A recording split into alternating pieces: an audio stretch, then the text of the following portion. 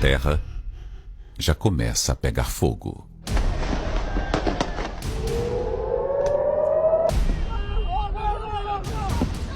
Os noticiários não estão conseguindo manter o passo dos acontecimentos.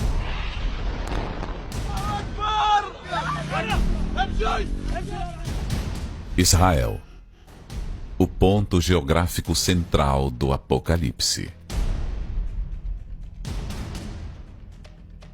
E nas pegadas do conflito que escala no Oriente Médio, o grito por um urgente acordo de paz começa a surgir.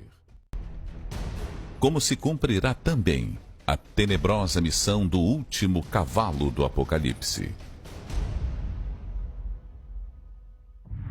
Qual o significado do cavalo amarelo de Apocalipse? Ou esverdeado para ser mais fiel à tradução original. Esse cavaleiro é o mais temido, porque milhares de pessoas vão morrer depois que esse cavaleiro ser solto. Ele vai trazer todas as coisas que os outros cavaleiros trouxe, só que agora será muito pior. Ele vai trazer o inferno contigo para a destruição. E olhei, e eis um cavalo amarelo, e o que estava assentado sobre ele tinha por nome Morte. E o inferno o seguia, e foi-lhes dado poder para matar a quarta parte da terra, com espada, e com fome, e com peste, e com as feras da terra. Apocalipse capítulo 6 versículo 8. Ou seja, mais de 2 bilhões de pessoas irão morrer nesse tempo. Será um tempo muito difícil. Veja todos os cavaleiros e a explicação no nosso canal.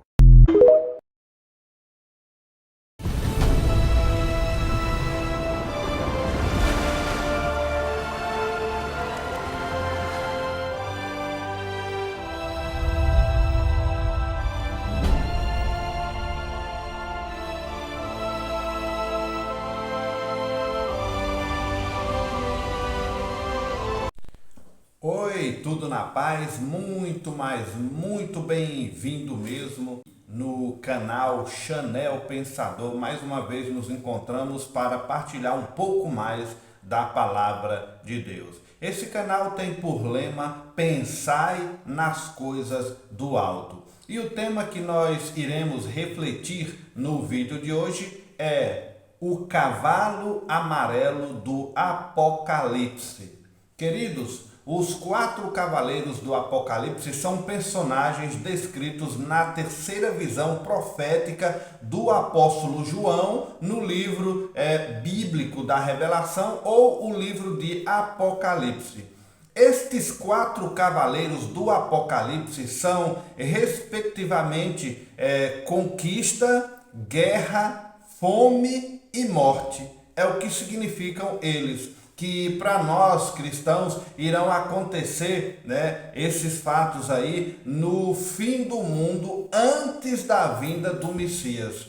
Conquista, guerra, fome e morte representados pelos cavalos branco, o cavalo vermelho, o cavalo preto e o cavalo amarelo. Não queiram cavalgar com cavaleiros que trazem esses títulos aí. Quer saber por quê, queridos? Fique comigo até o final desse vídeo e você vai entender que virão dias tenebrosos, para esse mundo e já estão prestes a acontecer. Acredite ou não, esteja preparado ou não, os 4 cavaleiros do Apocalipse irão agir. Você está preparado? Continue ligados e percebam, os dias serão maus. Antes de entrarmos nesse assunto, eu gostaria de te lembrar que se você ainda não se inscreveu no canal, observe aí no cantinho da sua tela, tem um quadradinho, você pode clicar em cima e fazer sua inscrição. Seja muito bem-vindo ao nosso canal. Você pode deixar aí, não se esquecer de deixar aí o seu joinha, que é muito importante para nós aqui do canal Chanel Pensador, pensando nas coisas do alto. Pois bem, caros ouvintes, o profeta Ezequiel, nos capítulos 38 e 39, ele fala de uma grande batalha. Essa batalha ocorrerá em Israel nos últimos dias, nos últimos tempos, e que envolverá um povo que a Bíblia descreve na profecia de Magog, liderado por um rei chamado Gog. Você já deve ter escutado aí na Bíblia Gog e Magog. Ezequiel, ele descreveu que essa guerra seria travada no monte de Israel, contra os filhos de Israel reunidos, naquelas terras ali. Gog, é descrito em Ezequiel no capítulo 38, versículos 2 e 3, é descrito como da terra de Magog, príncipe de Meseque e Tubal. É o que você encontra ali nas linhas da profecia. O livro profético descreve que essa batalha, Gog e Magog, ocorrerá no período de grande tribulação. A evidência mais forte nesse conceito é que o ataque ele pode acontecer quando Israel estiver vivendo ali uma paz, conforme está descrito no capítulo 38, versículos 8 e 11. Gog e Magog no hebraico representam inimigos do povo de Deus, é o que traz a definição desse título aí. Essas referências aparecem no livro de Gênesis, de Ezequiel, no livro de Apocalipse, e também se encontra registros desses nomes no Alcorão. Diz que no fim dos tempos que os inimigos se reunirão para lutar contra o povo de Deus, para tentar destruir, tirá-los do mapa. Mas no fim, Deus trará a vitória e destruirá o inimigo. É o que também nos relata o livro de Ezequiel e também o livro de Apocalipse. Com respeito às profecias sobre o futuro, é difícil, queridos, dizer o que é literal e o que é metafórico. A batalha do fim dos tempos poderá ser física, espiritual ou até mesmo as duas juntas. É difícil separar uma da outra. Por isso, queridos, é difícil dizer que Gog, por exemplo, seria um homem ou poderia ser um espírito maligno representativo ali, nesses títulos. Apesar de muitas vezes ser apresentado como o nome de um príncipe, ou de um líder, ou ainda de um povo que habitava em uma região denominada na antiguidade como Meseque e Tubal, respectivamente esses nomes aí. Eles também aparecem na mitologia greco-romana e também eles são descritos no folclore. Magog ainda é citado na Tábua das Nações, que é um livro que é citado no livro de Gênesis, no capítulo 2, no capítulo 10, versículo 2, como antecessor de uma pessoa ou nação. Já em Crônicas, 1 Crônicas, capítulo 5, versículos 3 e 4, diz que Gog e Magog são os filhos de Jafé.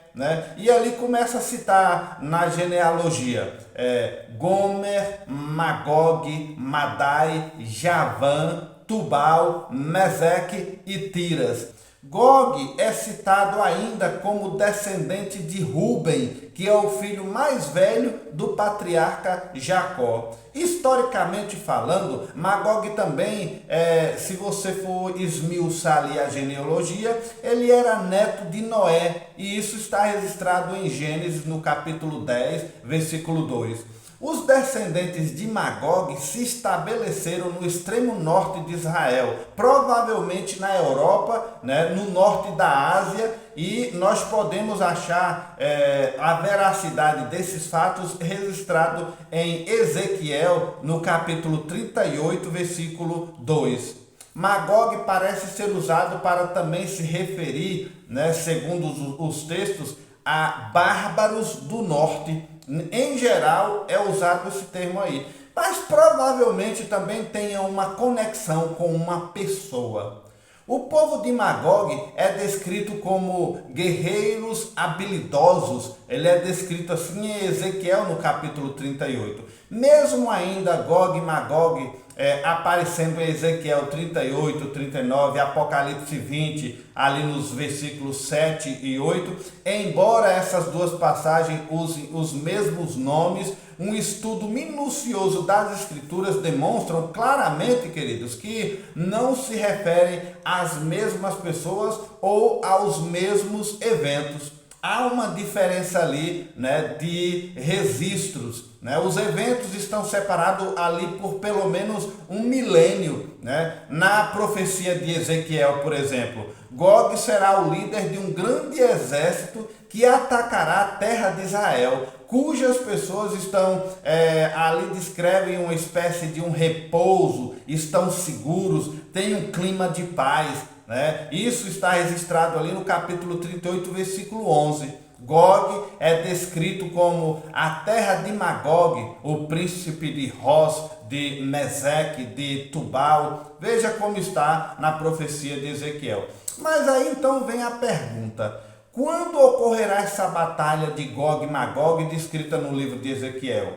Aí, queridos, a gente esmiuçando, pesquisando, estudando, encontramos algumas teorias, né, de quando essa batalha poderia acontecer. Vamos então às principais teorias dentro desse assunto. Primeiro, ela poderia ocorrer antes da grande tribulação começar.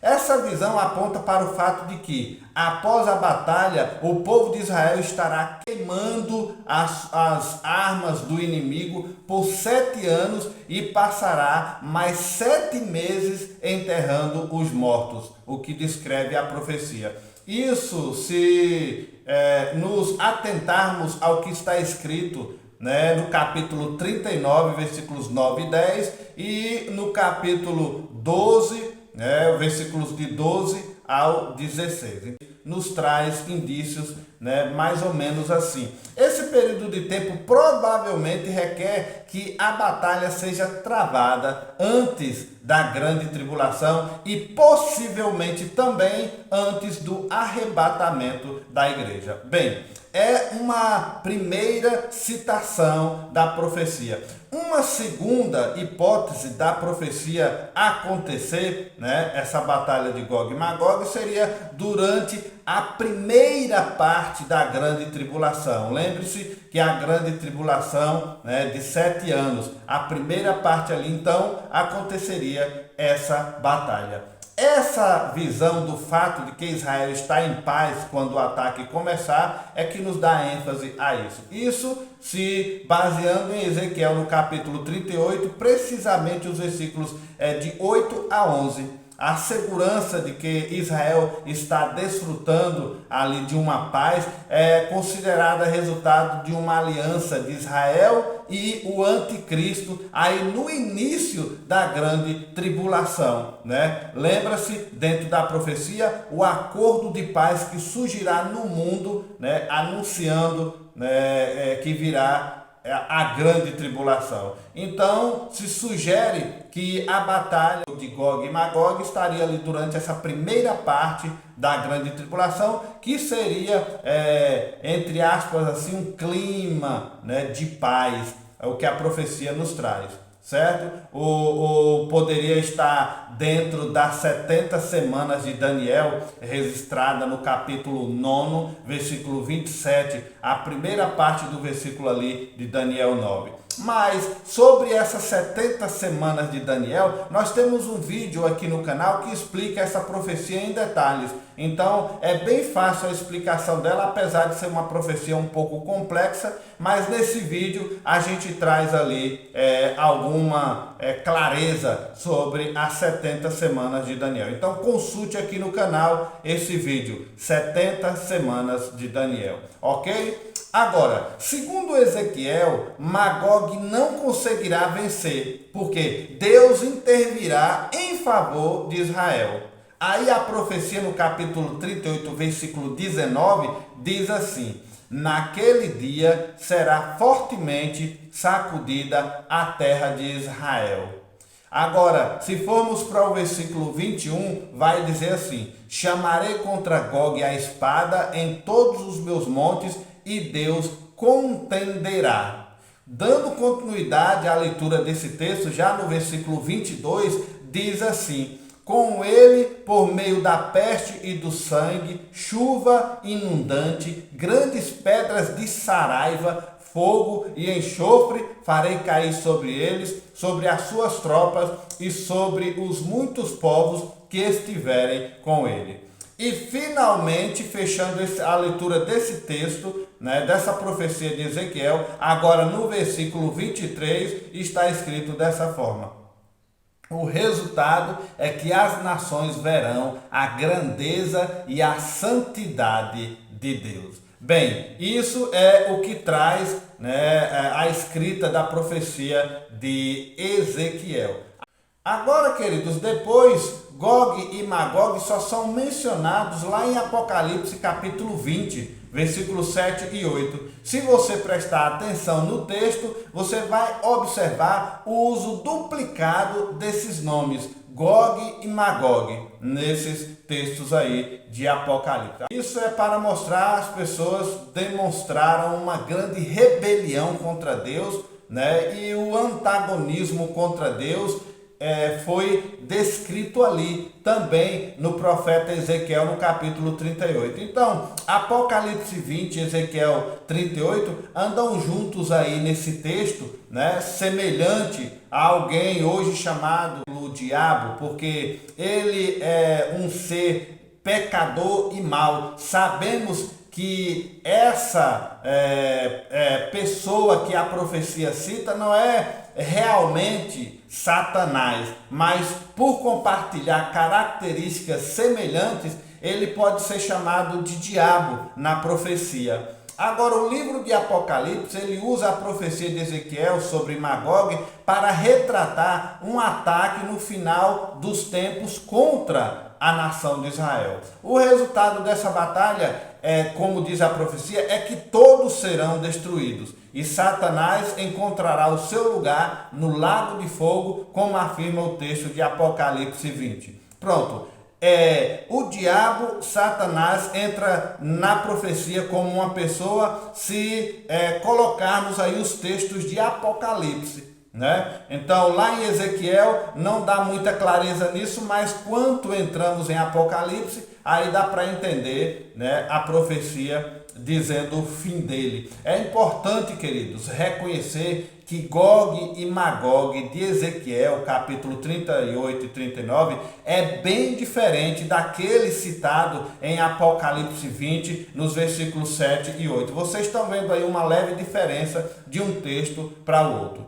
Agora, vou citar algumas das razões mais óbvias pelas quais essas passagens se referem a diferentes pessoas e diferentes batalhas. São textos diferentes, apesar de citarem os mesmos nomes, Batalha de Gog e Magog. Veja que são textos diferentes. A primeira diferença que encontramos está na Batalha de Ezequiel 38 e 39. Os exércitos vêm principalmente do norte e envolvem apenas nações da terra. Já a batalha em Apocalipse 20 envolverá todas as nações. Esses exércitos virão de todas as direções, não apenas do norte, como cita Ezequiel. Uma segunda observação é que não há menção de Satanás no texto de Ezequiel 38 e 39. Já cita ele em Apocalipse 20. O contexto coloca a batalha do final do milênio com Satanás como o personagem principal. Uma outra observação no texto de Ezequiel 39, precisamente no versículos 11 e 12, é que ali declara que os mortos serão enterrados por 7 meses. Porém, já na batalha narrada em Apocalipse capítulo 20, versículos 8 e 9, não haverá necessidade de enterrar os mortos. Por quê? O texto diz que imediatamente após a batalha de Apocalipse 20, será o julgamento do grande trono branco, depois do qual o céu e a terra atuais serão destruídos e substituídos por um novo céu e uma nova terra. Em Ezequiel, obviamente sim, haverá uma necessidade de enterrar os mortos, pois se a batalha ocorre antes do início da grande tribulação, a terra de Israel ainda será ocupada, né, pelo milênio, né? E segundo a profecia, a duração do reino é milenar, e também se refere sobre a duração desse reino milenar em Apocalipse 20. Há uma outra observação desses dois textos que são diferentes, é que a batalha em Ezequiel 38 e 39 é usada por Deus para trazer a Israel de volta para ele. Agora, já em Apocalipse 20, Israel tem sido fiel a Deus por 1000 anos, né, que é chamado na profecia o período milenar. Os rebeldes em Apocalipse 20 são destruídos sem mais oportunidades de arrependimento, né? Esses capítulos já em Ezequiel 38 e 39 são conhecidos na hermenêutica bíblica, né? A hermenêutica é a ciência de interpretação da Bíblia Sagrada, e lá nessa hermenêutica bíblica é conhecida como um duplo cumprimento. A primeira batalha são as manobras, né, das nações durante o tempo de Ezequiel, e os eventos da principal batalha pronunciada, né, descrevendo os mesmos movimentos, né, nessa segunda batalha prevista, vai ocorrer nos últimos dias. Então observe, queridos, que essas batalhas, o registro delas em Ezequiel para Apocalipse, elas diferem em muitos aspectos. Pouco antes do início da grande tribulação, de 7 anos, né, a profecia diz, Apocalipse e Ezequiel, que os fatos acontecerão dessa forma. E isso não é uma hipérbole, né? A hipérbole é uma ferramenta literária que exagera para falar de determinado ponto. Aqui nós não estamos falando sobre isso. Deus está aqui descrevendo os eventos devastadores da batalha entre Gog e Magog e o anticristo. Isso não tem hipérbole, apesar de acontecer algumas diferenças da profecia de Ezequiel para a profecia de Apocalipse, mas o foco será o mesmo. Então, novamente, a gente encontra um duplo sentido nessas profecias. Desde os dias de Ezequiel, né, até a chegada dos romanos no ano 70 depois de Cristo, né, lá em Israel, foi dizimado por nação, ali nação após nação foram dizimados, cumprindo assim a profecia de Ezequiel sobre Israel. Então, reconhecendo que a passagem que lemos são paralelas ao livro de Apocalipse, né? Isso também diverge e entra nos horrores da batalha do Armagedon, que é a última batalha travada na terra. Armagedon. Mas se você quisesse também saber detalhes sobre essa última batalha chamada Armagedon no Monte Meguido, nós também temos um vídeo aqui no canal com esse título. Você consulte e aprenda mais sobre essa batalha, entenda sobre essa batalha. O vídeo explica bem direitinho sobre ela. Consulte aqui no canal Armagedon, ok? Pois bem, queridos, agora entendemos que essas passagens não são hipérboles, né? Elas são descritas dentro de uma linha profética. Este é o segundo cumprimento da profecia de Ezequiel, seguindo a ordem do livro. As passagens mencionadas, né, que eu já citei aqui, são palavras literais que descrevem os horríveis eventos dos últimos dias. Sendo assim, queridos, vamos tentar decifrar um pouco dessa profecia para os nossos dias, porque ela é descrita da forma que é. Em Ezequiel, capítulo 38, versículo 15, está escrito assim, preste atenção: virá, pois, do teu lugar, do extremo norte, tu e muitos povos contigo, montados todos a cavalo, grande ajuntamento e exército poderoso. Agora, olha o que o profeta diz aí. Você virá do seu lugar no extremo norte. Vamos esmiuçar aqui a literatura. A palavra hebraica para essa frase, o extremo norte, significa a parte mais distante, né? Extrema, distante do norte. Agora raciocine comigo, o que fica ao norte de Jerusalém hoje, ao extremo norte de Jerusalém hoje? É a Moscou, a capital da Rússia. O norte da Rússia antes era chamado na escritura sagrada, na profecia, de Mesec. O antigo nome da capital da Rússia ocidental, nos antigos registros, era Mesec. Hoje é conhecida como a Moscou. Agora, Tubal é identificada como a cidade da Sibéria. Lembra que citamos na profecia, Mesec e Tubal? Hoje, Moscou e Sibéria. Então, Gog seria, no caso aqui, a Rússia, ou o rei do norte. Já o rei do sul é uma coalizão árabe-africana. Se a gente pegar e trazer a profecia para os dias de hoje, enquanto a Rússia é destruída pelo anticristo, pouco antes do início da tribulação, os 7 anos, aí Gog e Magog vão se rearmar e participar da guerra do Armagedon.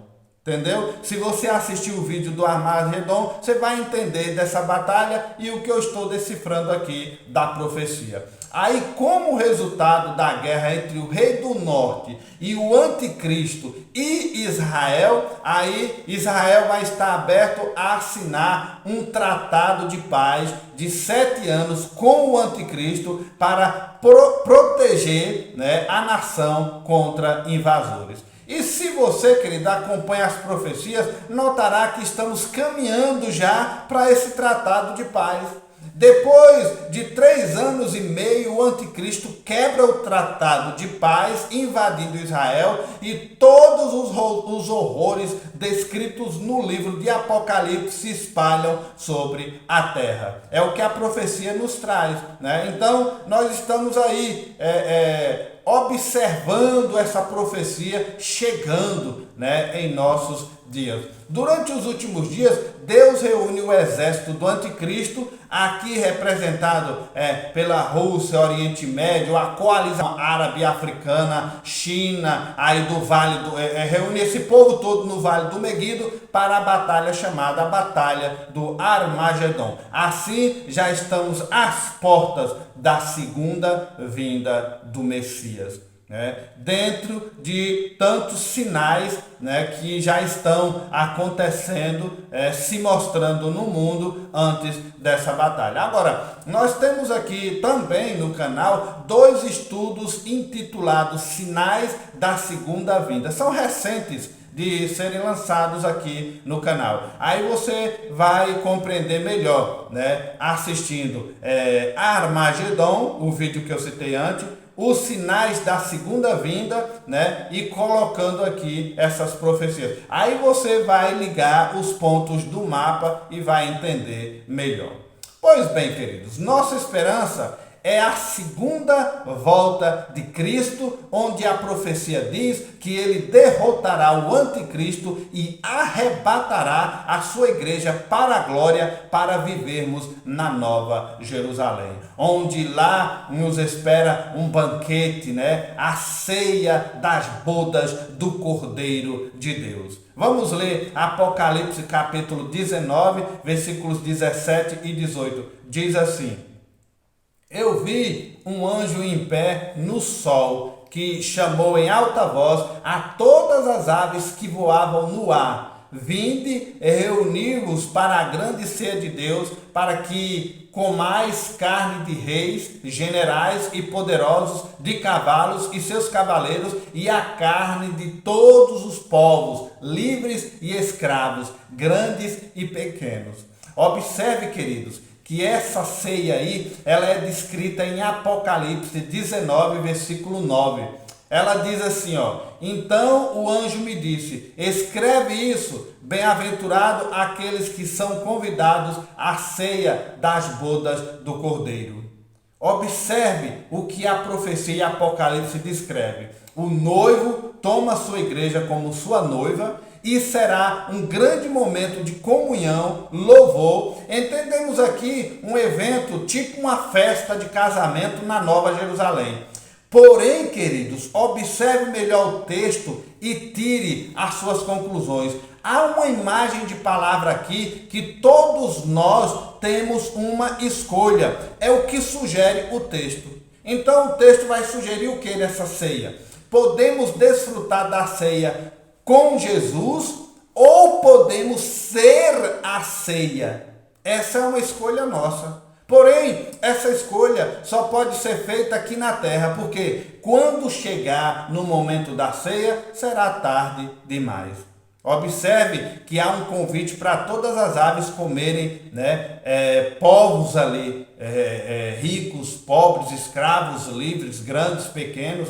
É o tempo que temos antes da ceia de arrumar a nossa casa, de pôr a nossa vida em ordem. Tempo está se esgotando para cada um de nós. Preste atenção, queridos, como foi nos tempos de Noé.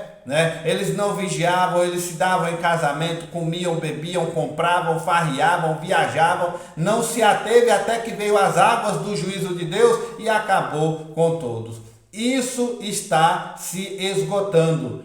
Se você assistir aqui no canal Sinais da Vinda de Cristo, você vai perceber que os sinais estão aí.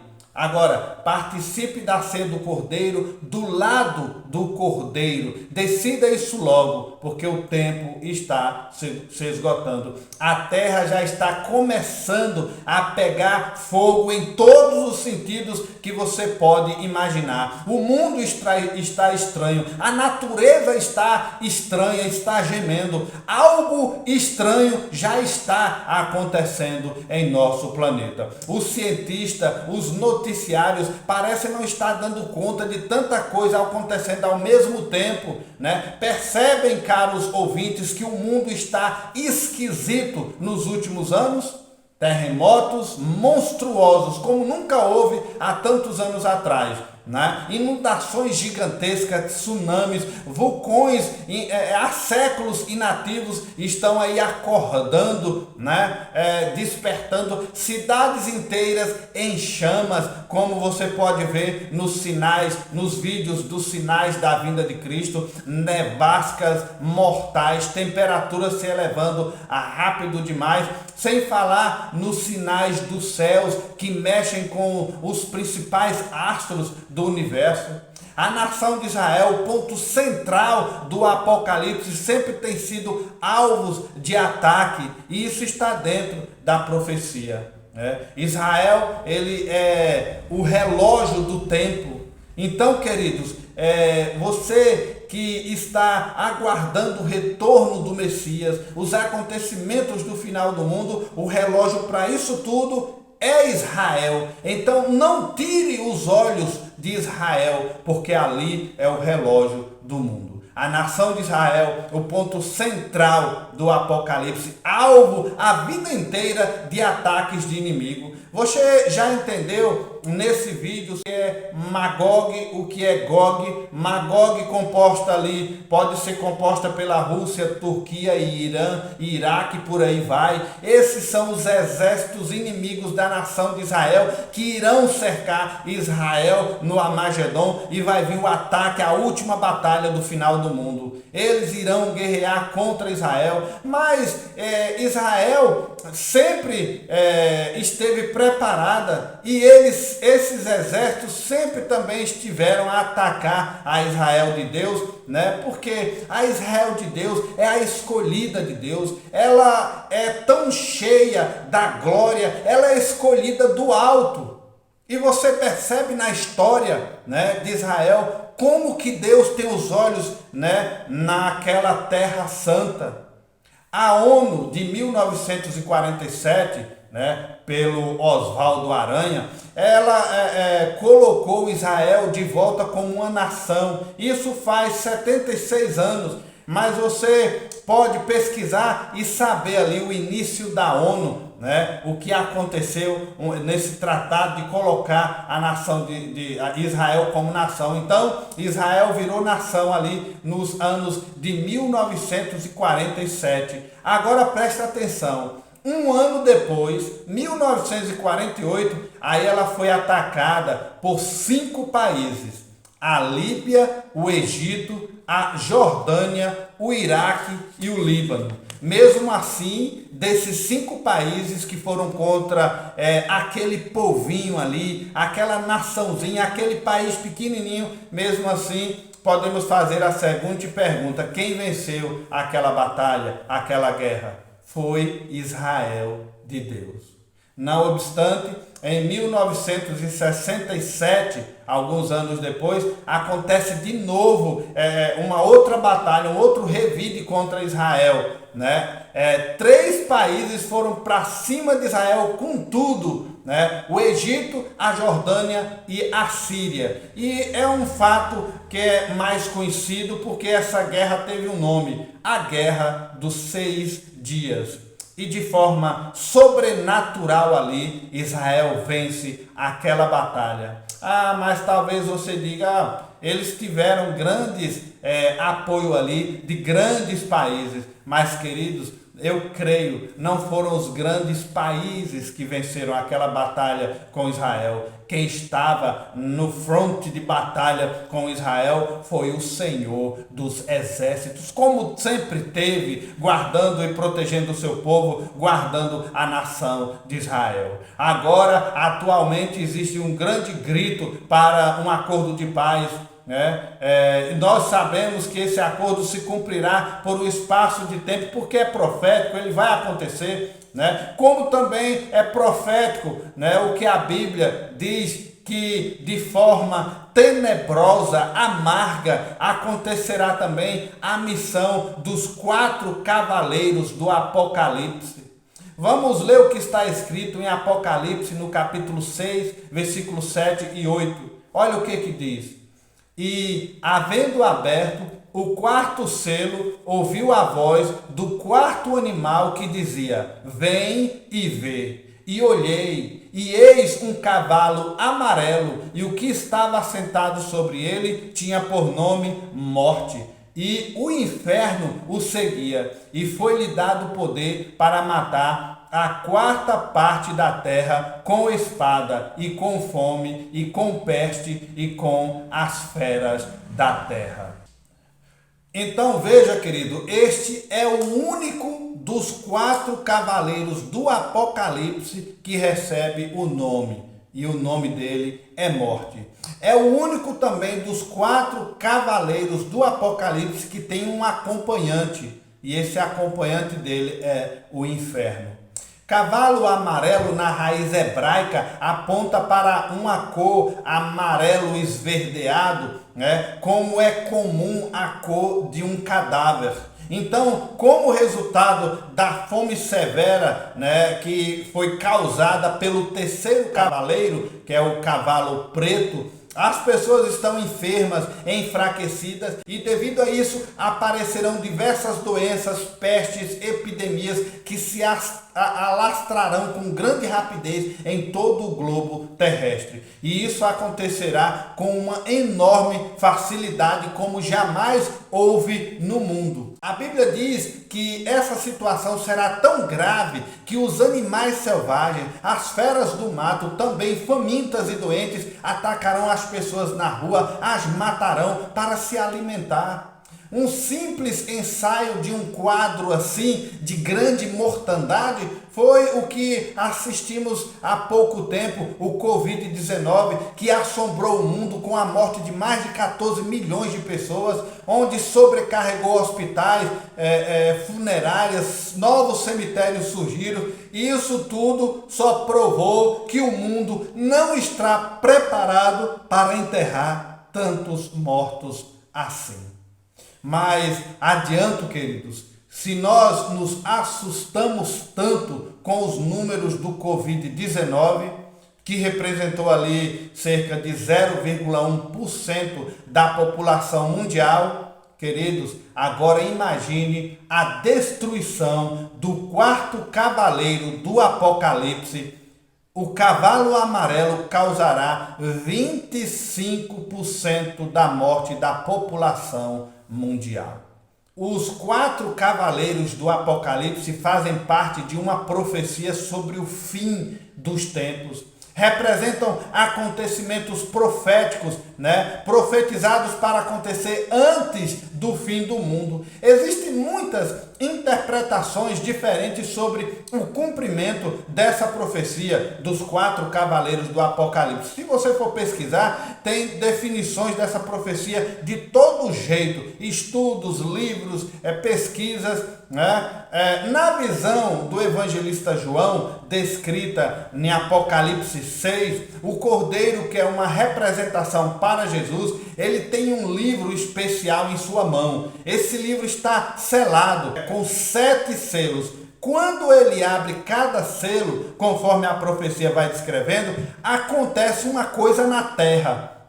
Os primeiros 4 selos vão enviar os 4 cavaleiros à terra. Agora, o primeiro cavaleiro, que é descrito em Apocalipse capítulo 6, versículo 1 e 2, ele aparece montado em um cavalo branco. Ele vem empunhando um arco, ele tem uma coroa na cabeça e ele está pronto para vencer. A coroa é símbolo de vitória e de poder. O arco é uma arma de longa distância que provavelmente significa ali que a influência do cavaleiro terá uma grande distância, um grande alcance. Algumas pessoas sugerem, alguns estudiosos, pesquisadores vão sugerir que esse primeiro cavaleiro seja Jesus Cristo, porque é um vencedor e vem montado em um cavalo branco, como sugere Apocalipse 19, versículo 11, retrata ali. Outras pessoas dizem que não é Jesus, que aí seria o anticristo, que se exaltará como um Deus e terá grande poder sobre o mundo, dentro do que está escrito na profecia. Bem, queridos, essas são as dificuldades de interpretar uma profecia dentro de um livro simbólico que é o livro de Apocalipse. Não é fácil definir cada detalhe das profecias. Esse é o primeiro cavaleiro do cavalo branco. O segundo é descrito no capítulo ainda 6, versículos 3 e 4. Quando o segundo selo é aberto, aí ele surge um cavaleiro com uma grande espada na mão, montado em um cavalo vermelho. Ele tem poder para tirar a paz, para fazer com que as pessoas se matem, matem uma a outra. A espada e a cor vermelha representam a morte sangrenta de batalhas. O segundo cavaleiro parece ser uma representação de guerra. Jesus avisou em Mateus, no capítulo 24, versículo 6, que nos últimos tempos haveria muita guerra, muitos rumores de guerra. Então observe o segundo cavaleiro vermelho com espada na mão, representando morte de guerra. Vem um terceiro cavaleiro descrito nos versículos 5 e 6, e esse terceiro cavaleiro, ele monta um cavalo preto, ele tem uma balança na mão. Quando aparece a voz, aí começa a dizer o preço da comida naquele tempo. Os preços para a comida são muito altos. Isso significa que a comida será muito cara. Então, na profecia, essa balança representa compra e venda, trocas comerciais em um mundo moderno. Esse terceiro cavaleiro, normalmente, ele é interpretado como a fome, com preços altos. As pessoas comuns teriam dificuldade de se alimentarem e de alimentar suas famílias. Também poderá representar uma crise econômica severa que irá gerar fome e, consequentemente, doenças e morte. É o que vai trazer o terceiro cavaleiro. Aí segue o quarto cavaleiro do Apocalipse, registrado no capítulo 6, versículos 7 e 8. O quarto cavaleiro é no cavalo amarelo. Seu cavaleiro chama-se Morte, né? O Hades da raiz grega significa também ali o inferno, e esse inferno segue a morte de perto. Morte e inferno andando juntas no cavaleiro amarelo do Apocalipse. O amarelo do cavalo normalmente ali foi associado à morte, à destruição do quarto cavaleiro do Apocalipse, causará, ceifará 25% da população mundial. Lembra do que eu falei? 0,1% foi a mortandade causada pelo Covid. Esse cavaleiro vai causar 25% de mortandade da população mundial. Queridos, isso seria equivalente a 2 bilhões de pessoas mortas no mundo. Certamente não haverá cemitério suficiente para tudo isso e nem tampouco crematórios, né? Essa será a sede do quarto cavaleiro descrito no livro de Apocalipse na Bíblia Sagrada. Porém, ainda não se assustem, pois lembram que lemos que ele tem um companheiro? Pois é, queridos, o companheiro do cavaleiro amarelo, o que segue nessa jornada mortal, se chama inferno. E a Bíblia diz que ele vem logo em seguida do cavaleiro. Sabe por quê? Nós sabemos que a morte levará somente o corpo das pessoas, porém o inferno levará a alma delas. Isso é claro nas páginas da Bíblia Sagrada. O destino de nossas almas dependerá de nossas escolhas aqui na terra, da nossa decisão. Então a alma irá para o céu, para a Nova Jerusalém, ou então irá para o inferno, o castigo eterno debaixo da ira de Deus. Saiba, queridos, que nada de tão ruim, tão péssimo ou terrivelmente mal que você já tenha visto aqui no mundo se compara com esse tenebroso lugar chamado inferno. Lá a coisa é bem pior. Muitas pessoas, essa semana eu ouvi um senhor dizer: não, o inferno é aqui mesmo nesse mundo, não tem lugar pior do que isso. Ah, queridos, se você debulhar a Bíblia Sagrada, você vai entender que não existe lugar tão pior quanto o castigo eterno, o tormento eterno, dor, aflição, medo, onde o verme não morre, onde o fogo não se apaga. E o detalhe terrível de tudo isso é que nessa altura dos acontecimentos não existirá mais a morte. A morte, já disse, se alguém quiser chamar a morte para aliviar o seu tormento, aí a morte não existirá mais no mundo. Então, querido, é terrível, é tenebroso. Vigie, ore, tome a decisão correta enquanto você respira. Tome a decisão do destino da tua alma, porque um dia não haverá mais tempo. Busque a Deus, pois nós estamos numa rápida contagem regressiva para fechar todas as profecias. Quer você duvide, acredite ou não, lembre-se, isso vai acontecer. Isso está acontecendo. Prepare-te, porque os dias serão maus.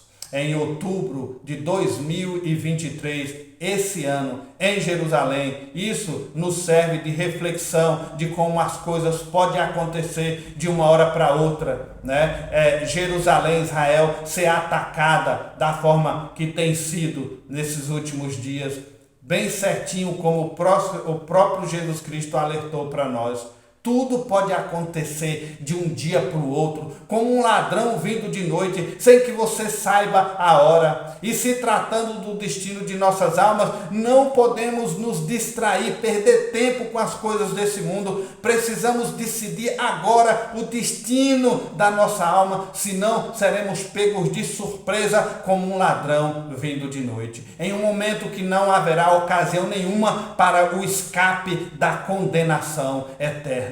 Acorda, meu querido, vigie, pois o noivo está chegando, e ele deixou isso avisado e registrado. Você pode até não acreditar em tudo que eu falei até agora, mas meu dever é te avisar. Por isso, querido, fique muito atento no que está acontecendo aí nessa parte do globo terrestre. Vigie.